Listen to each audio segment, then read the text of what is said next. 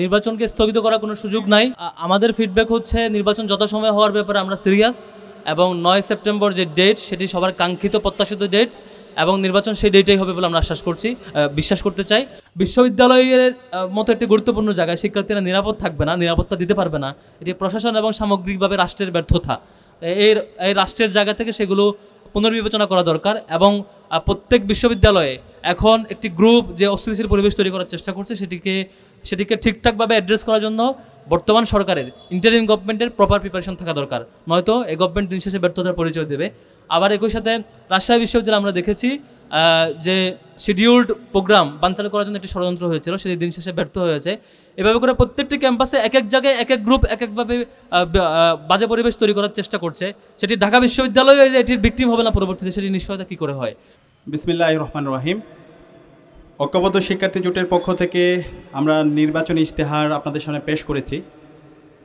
আমরা বারবার বলছি ঐক্যবদ্ধ শিক্ষার্থী জোট সেটা হচ্ছে শিক্ষার্থীদের জোট।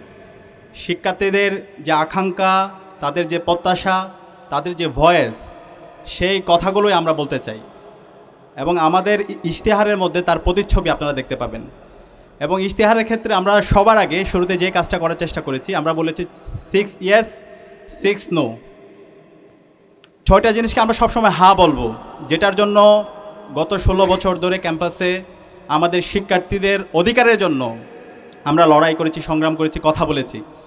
এবং 6টা জিনিসকে আমরা সবসময় নো বলবো, যেটার জন্য আমরা সবসময় প্রতিবাদ জানিয়েছি।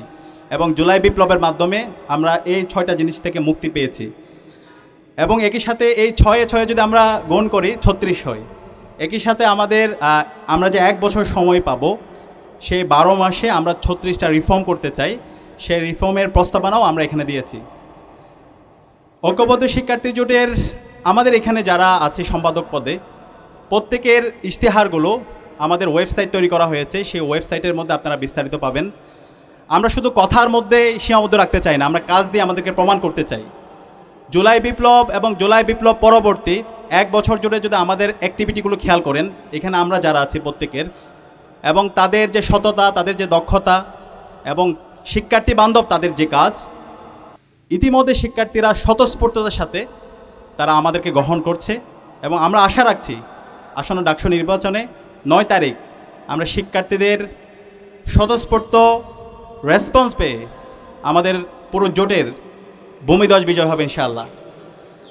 এবং একই সাথে আমাদের ঐক্যবদ্ধ শিক্ষার্থী জোটের এখানে আমরা যে 36টা রিফর্মের কথা বলেছি, সেই রিফর্মগুলো কোন মাসে কোন কাজটা আমরা করব, সেটার এক্সিকিউটিভ প্ল্যানটাও আমাদের করা শেষ। কোন সপ্তাহে কোন কাজ হবে সেই প্ল্যানটাও আমাদের করা হয়ে গিয়েছে। তো আপনারা আমাদের সম্পাদকীয় যারা আছে তাদের থেকে আপনারা শুনতে পাবেন। তো আমরা আশা রাখবো আমাদের যারা বন্ধুপ্রতিম ছাত্র সংগঠন আছে, যারা ইন্ডিপেন্ডেন্ট অ্যাক্টিভিস্ট আছে, তারাও ঐক্যবদ্ধ শিক্ষার্থী জোটের মতো তারা আইডিয়ার প্রতিযোগিতা করবে। শিক্ষার্থীদেরকে নিয়ে তাদের ভাবনাগুলো তারা শেয়ার করবে, তাদের আকাঙ্ক্ষার কথাগুলো বলবে, এবং এই দায় দিয়ে দেওয়ার রাজনীতি, ট্যাগিংয়ের রাজনীতি, ফ্রেমিংয়ের রাজনীতি থেকে তারা বেরিয়ে আসবে। এবং যে 6টি হার কথা বলেছি, সে জায়গায় আমি ডাকসুতে আজকে আমরা যারা নির্বাচন করছি, আমাদের এই জায়গায় সবার কনসেনসাস আসা দরকার। 6 ইয়েস এবং 6 নো, এই 6-6-12টা জায়গায় আমি মনে করি ঐক্যবদ্ধ শিক্ষার্থী জোট যে আহ্বান করেছে, সে জায়গায় ঢাকা বিশ্ববিদ্যালয়ের 40,000 শিক্ষার্থী সহ আমরা যারা প্রার্থীরা আছে সবার কনসেনসাসে আসা দরকার। তো আমি একটু এই 6 ইয়েসগুলো আবার আমি একটু পাঠ করে শোনাচ্ছি। 1 নাম্বার হচ্ছে আমাদের কমিটমেন্ট, নিরাপদ ক্যাম্পাস। 2, আবাসন সংকটের সমাধান। 3, নারী শিক্ষার্থীদের নিরাপত্তা। 4, চিকিৎসা সুবিধা ও স্বাস্থ্যসম্মত খাবার। 5, উন্নত পরিবহন। 6, ক্যারিয়ার গঠনে পর্যাপ্ত তথ্যসেবা। আর 6টা জিনিস যেটাকে আমরা সবসময় নো বলবো, সেটার মধ্যে 1 নাম্বার হচ্ছে কর্তৃত্ববাদী রাজনীতি, নির্যাতন ও সহিংসতা। 2, গণরুম গ্যাসরুম কালচার। 3, বৈষম্যমূলক নীতি ও আচরণ। 4, মাদক ছিনতাই ও চাঁদাবাজি। 5, লাঞ্চের পরে আসেন কালচার। 6, ইসলাম ফোবিয়া ও সাইবার বুলিং। আমরা আশা করছি এই 12টি 6 ইয়েস এবং 6 নো, এই 12টি জায়গায় ঢাকা বিশ্ববিদ্যালয়ের সর্বপর্যায়ের শিক্ষার্থীরা আমরা একটা কনসেনসাসে আসবো, এবং এর মাধ্যমে আমাদের যে স্লোগান স্বপ্নের ক্যাম্পাস গড়ার পথযাত্রী হব আমরা, এবং এই স্বপ্নের ক্যাম্পাস বিনির্মাণ না হওয়ার আগ পর্যন্ত আমরা থামবো না। সবাইকে অসংখ্য ধন্যবাদ।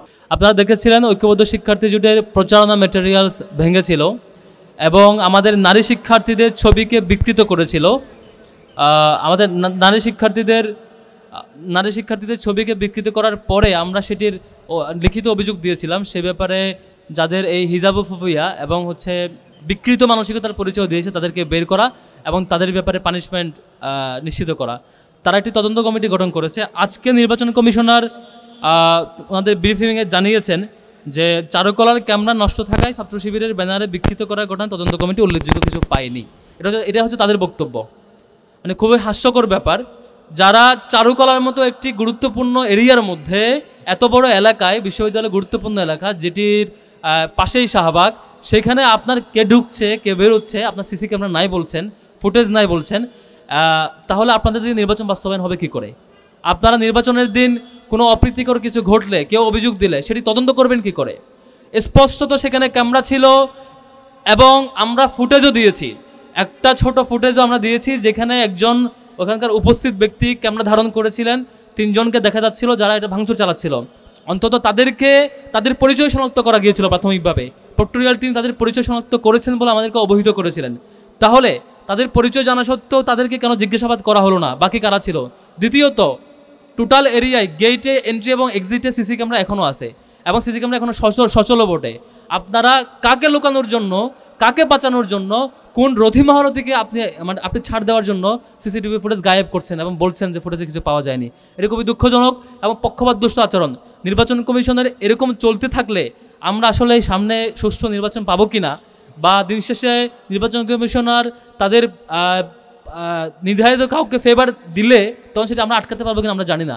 এখন পর্যন্ত সেটির তদন্ত এবং ফিডব্যাক আমরা পাইনি। আমরা আজকে প্রেস কনফারেন্সের মধ্য দিয়ে নির্বাচন কমিশনারের কাছ থেকে দ্রুততম সময়ের মধ্যে আমরা নির্দিষ্ট রিপোর্ট চাই এবং যাদের পরিচয় আমরা তথ্য দিয়েছিলাম যে 3 জনের, তাদের কাছ থেকে জিজ্ঞাসাবাদ করে এবং ওই চারুকলার গেটের সেই সময়ের আগে এবং পরের আসা যাওয়ার ফুটেজ অ্যানালাইসিস করে, সেখানে যে ক্যামেরাগুলো ছিল, ইভেন সেই বাকি ভবনগুলোতেও ক্যামেরা আছে এখনও সচল, সেগুলোর ফুটেজ বের করে সুনির্দিষ্ট তথ্য এবং তাদের পানিশমেন্ট যেটা দেওয়া দরকার সেটি নিশ্চিত করার জন্য আহ্বান জানাচ্ছি। আমরা বরাবরের মতোই নীতিমালা এবং আইনের প্রতি শ্রদ্ধাশীল বলে এসব ব্যাপার আমরা লিগ্যাল প্রসিডিউর এবং বিনয়ের সহিত অ্যাপ্রোচ করেছি, যেটি নির্বাচন কমিশনার এবং বিশ্ববিদ্যালয় প্রশাসন যদি নিয়মতান্ত্রিক উপায়ে এগুলো ডিল করতে না পারেন সক্ষমভাবে, তাহলে অন্যান্য সংগঠন কখনো ভিকটিম হলে তাদের কর্তৃক মবের তৈরি হওয়ার আশঙ্কা দেখা দেবে বা তাদের কর্তৃক অপ্রীতিকর অ্যাপ্রোচের আশঙ্কা দেখা দেবে। তখন এটার দায় নির্বাচন কমিশন এড়াতে পারে না। সেজন্য প্রত্যেকটা অভিযোগের নিয়মতান্ত্রিক উপায়ে সেটির পানিশমেন্ট হওয়া দরকার এবং সেটির তদন্ত হওয়া দরকার। আমরা সেটা আহ্বান করছি। এবং গত 2 দিন ধরে দেখেছেন চট্টগ্রাম বিশ্ববিদ্যালয় এবং রাজশাহী বিশ্ববিদ্যালয়ে বেশ অনেকগুলো ঘটনা ঘটেছে, সেটি আমরা প্রতিবাদও জানিয়েছি। চট্টগ্রাম বিশ্ববিদ্যালয়ে যে ঘটনা, সেই ঘটনায় অসংখ্য শিক্ষার্থী আহত হয়েছে, শিক্ষক আহত হয়েছে।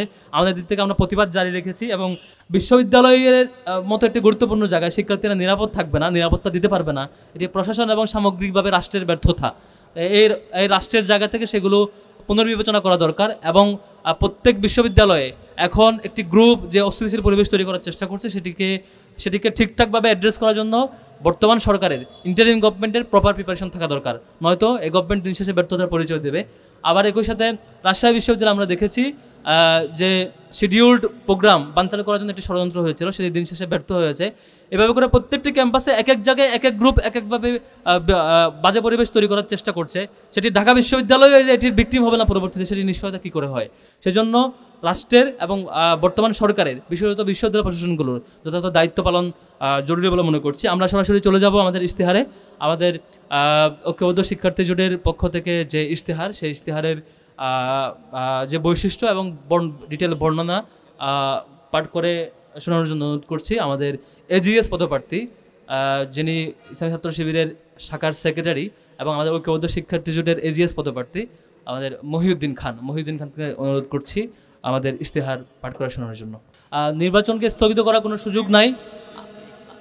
আমাদের ফিডব্যাক হচ্ছে নির্বাচন যথাসময়ে হওয়ার ব্যাপারে আমরা সিরিয়াস এবং 9 সেপ্টেম্বর যে ডেট সেটি সবার কাঙ্ক্ষিত প্রত্যাশিত ডেট এবং নির্বাচন সেই ডেটেই হবে বলে আমরা বিশ্বাস করতে চাই।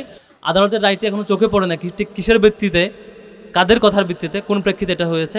নির্বাচন পেছানোর কোনোভাবেই পক্ষপাতী না এবং নির্বাচন যথাসময়ে হওয়ার পক্ষপাতী আমরা অলওয়েজ। এখন কোন পরিস্থিতিতে কী পরিস্থিতি তৈরি হয়েছে সেটা আমরা জানতে চাই, জানবার পর আমরা ফিডব্যাক দিতে পারবো আর কি। আর কোনো বিষয়?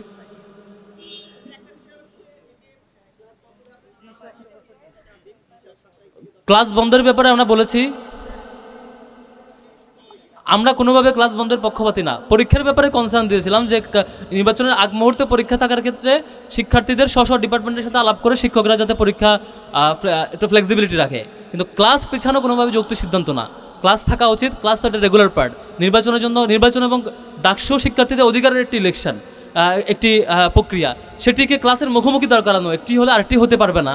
আগে থেকে ক্লাস বন্ধ করা এটি কখনোই রাইট অ্যাপ্রোচ হতে পারে না। এটির বিরুদ্ধে আমাদের আগে থেকে অবস্থান ছিল।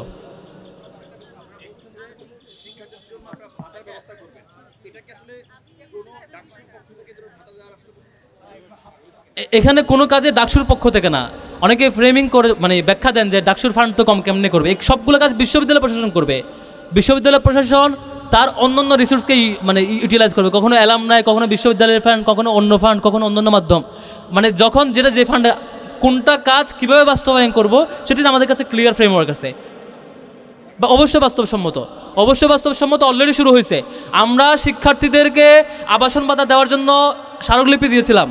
প্রাথমিকভাবে নারী শিক্ষার্থীদের আবাসন ভাতা দেওয়ার জন্য বিশ্ববিদ্যালয়ের প্রশাসন আমাদের স্মারকলিপি এবং দাবির সাথে একমত পোষণ করে প্রাথমিকভাবে অ্যাপ্রুভও করেছে। এখন আমরা যেটা পরে দাবি জানিয়েছি, প্রত্যেক সেই শিক্ষার্থীকে যাদেরকে হল সিট দেওয়া সম্ভব হয়নি তাদেরকে আবাসন ভাতার ব্যাপারে আমরা দাবি জানিয়েছি এবং সেটিও বাস্তবায়নযোগ্য। খুব বেশি খরচ হয় না এটাতে। বিশ্ববিদ্যালয়ের যে পরিমাণ বাজেট, রাষ্ট্রের যে পরিমাণ বাজেট এই দেশটাকে গড়বার জন্য, এটাতে খুব বেশি খরচ হয় না আবাসন ভাতা দেওয়াটা। এটি বাস্তবসম্মত।